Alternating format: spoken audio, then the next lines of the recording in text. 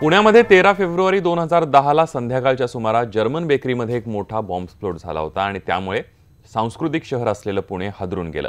ब्लास्टमध्ये गंभीर जखमी झालेल्या आम्रपालीने तब्बल 9 वर्षांनंतर स्वतःच्या पायावर उभी राहत गगन भरारी घेतली आहे। पाहूया आम्रपाली चव्हाणची प्रेरणादायी कहाणी।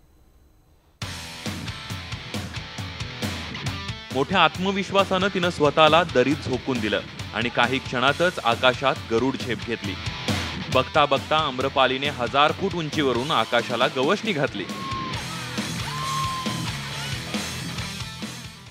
13 फेब्रुवारी 2010 मध्ये संध्याकाळी 6:50 पुण्यातल्या जर्मन बेकरी इथे एक बॉम्बस्फोट झाला होता। या घटनेत बेकरीत आलेल्या 17 जणांचा जागीच मृत्यू झाला तर 50हून अधिक जण जखमी झाले। या घटनेने संपूर्ण पुणे शहर हादरून गेलं होतं। एरवडा भागात राहणारी आम्रपाली चव्हाण ही तरुणी देखील स्फोटाच्या ठिकाणी होती। स्फोटात ती गंभीर जखमी झाली। मृत्यूवर मात करत आम्रपाली आज स्वतःच्या पायावर उभी आहे। कामशेत इथं 1000 फूट उंचीवर पॅराग्लायडिंगच्या माध्यमातून आम्रपालीने दहशतवाद विरोधात शांतीचा संदेश दिलाय। कुठलीही गोष्ट अशक्य नसते आणि जेव्हा दहशतवाद सारखा विषय येतो त्यावेळेस मनामध्ये कसली भीती दडपण न ठेवता तुम्ही पुढे या, कारण हीच भीती आपल्याला कधी संपून टाकते सांगता येत नाही।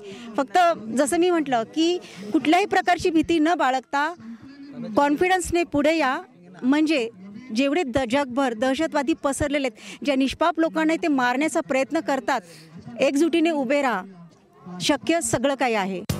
या अपघातानंतर लाखो रुपये खर्चून देखील अजूनही उपचार सुरूच आहेत। त्यातच आम्रपालीने 2015 मध्ये गिर्यारोहणाकडे वळण्याचा निर्णय घेतला। लेह लडाख इथल्या स्टोक कांगरी हे शिखर देखील तिनं सर केलंय। त्यानंतर तिनं पॅराग्लायडिंगचं प्रशिक्षण घेतलं। ज्या दिवशी माझं आयुष्य संपलं असं वाटत होतं त्याच दिवशी पुन्हा गगनभरारी घेत असल्याचं समाधान आम्रपालीनं व्यक्त केलंय। कितीही संकट आली तरी न डगमगता त्याला सामोरे गेलं तर यश नक्कीच मिळतं असा संदेश आम्रपालीनं दिलाय। स्पेशली पॅराग्लायडिंगचा हा विचार ज्यावेळेस मनामध्ये आला आणि ऑरेंज लाईफने जे मला बॅकअप केला, जो कॉन्फिडन्स दिला, सगळ्या टीमने जो दिला, I really thanks to orange life की फक्त मला शिकवलं नाही, जिवंत राहायला नाही सांगितलं, तर उंचपणे भरारी घ्यायला सांगितलं।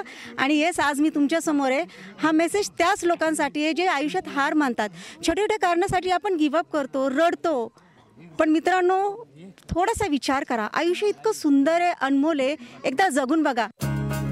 5 शस्त्रक्रिया आणि 200हून अधिक नॉन सर्जिकल ट्रीटमेंट नंतर आम्रपाली दृढ निश्चयानं आपल्या पायावर उभी राहिली असून तिची ही गगनभरारी दहशतवादी हल्ल्यात जखमी झालेल्यांसाठी नक्कीच प्रेरणादायी ठरेल। अनिश Shaikh, news 18 Lokmat, Lonavala.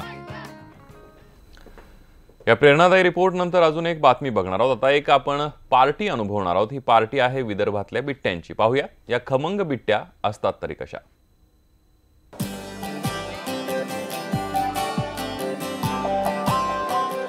बिट्ट्या party. Fast फूडच्या जमान्यात हे नाव कदाचित तुम्ही पहिल्यांदाच ऐकलं असेल, पण या बिट्ट्यांचा अकोलेकरांनी पोटभर आस्वाद घेतलाय। गव्हाच्या पिठाचे गोळे करायचे। हे गोळे गरम पाण्यात उकळून घ्यायचे।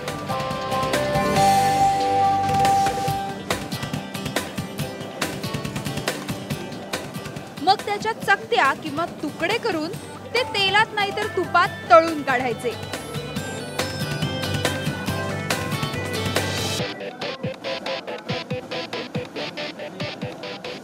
या बिट्ट्यांवर आडवा हात मारण्यासाठी सोबत असते ती वांग्याची झणझणीत भाजी किंवा गरमागरम वरण।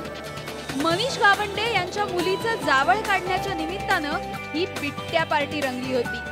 कुठलाही शुभ प्रसंग असो वा कुठला नवस असो त्याच्यासाठी बिट्ट्या पार्टी ही दिली जाते। हा एक वेगळा असा आपला विदर्भाची एक वेगळी ओळख म्हणून बनलेली आहे। पूर्वी रोडगे असायचे, बिट्ट्या पार्टीला इथे विशेष महत्त्व प्राप्त झालेलं आहे आणि एक प्रथा म्हणून ही बिट्ट्या पार्टी सर्व ठिकाणी आयोजित केली जाते। या खमंग बिट्ट्यांसोबतच पालेभाजीचं सलाडही तोंडी लावायला होतच। विदर्भातल्या या पदार्थाची चव चाखण्यासाठी दूर दूरवरून मंडळी हजर होती। सर्व जीवनसत्व, क्षार वगैरे सर्व आलेले आहेत, त्यामुळे पूर्ण आपल्याला जे जगण्यासाठी जेवढे काही प्रोटीन, कार्बोहायड्रेट पाहिजेत ते सर्व याच्यामधून मिळतात। आणि जंक फूड म्हणजे फक्त क्षणभराची ते तोंडाची चव आहे, परंतु शारीरिक जी तंदुरुस्ती आहे ती या जेवणामधूनच म्हणजे आपल्याला मिळते. शहरीकरणाच्या विळख्यात खरं तर 2 मिनिटात पदार्थ तयार करून खाण्याची आपल्याला सवय लागली आहे. मात्र शरीराच्या आरोग्यासाठी आणि जिभेचे चोचले पुरवण्यासाठी या खुसखुशीत पिट्ट्यांची चव एकदा तरी चाखायला हवी. कुंदन जाधवसह bureau report, news 18 Lokmat, Akola. जाणून घेणार आहोत फिटनेस फंडा. मधुमेहाचं प्रमाण गेल्या काही वर्षांपासून खूप वाढलेलं पाहायला मिळतंय. वैद्यकीय उपचार, योग्य आहार आणि नियमित व्यायामानं मधुमेहावर नियंत्रण मिळवता येतं. जाणून घेऊया मधुमेहावर उपयोगी योगासनं.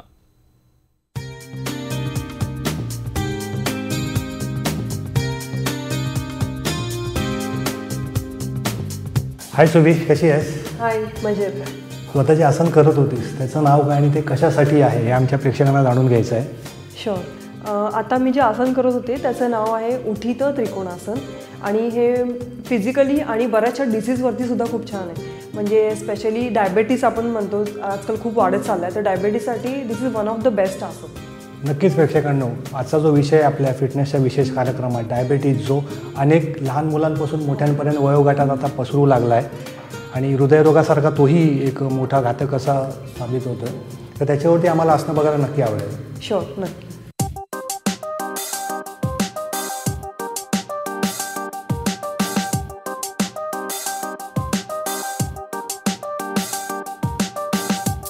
आज आपण बघणार आहोत उठीत त्रिकोणासन. जे आसन मी सुरुवातीला करत होते तेच आसन आपण बघूया. सर्वात पहिले ट्रायंगल पोश्चरमध्ये उभं राहायचं आहे आणि उजवा पाय बाहेरच्या बाजूला वळवायचा आहे आणि सरळ खाली जायचं आहे आणि दुसरा हात हाताच्या वर, डोक्याच्या वरती. आणि सेम तसंच आपण आता दुसऱ्या बाजूला करणार आहोत.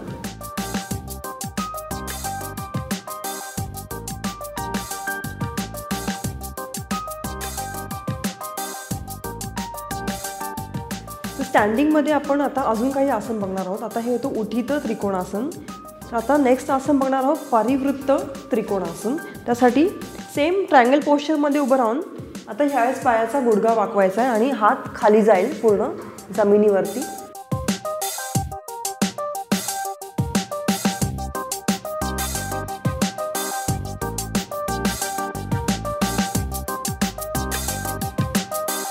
आणि सेम तसंच आपण आता दुसऱ्या बाजूस करणार आहोत.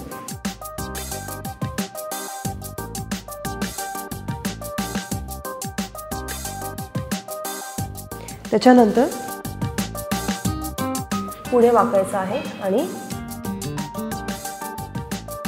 डोकं पूर्ण खाली जाईल, सरळ वरती यायचं आहे.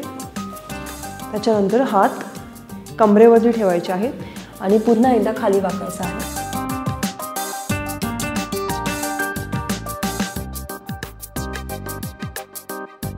त्याच पोझिशनमध्ये तिसरं आसन.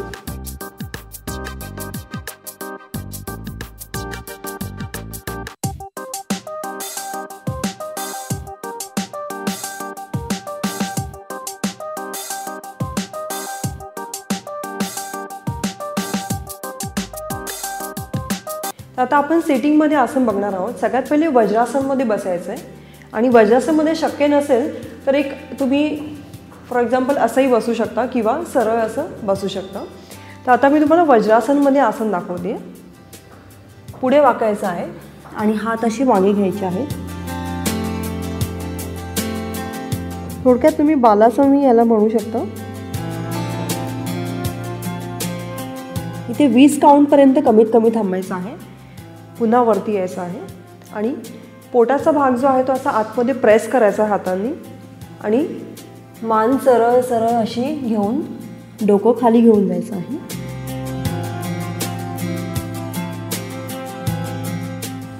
पुन्हा वरती यायचं आहे आणि आता सरळ हात पुढे घेऊन जायचे आहेत आणि डोकं खाली.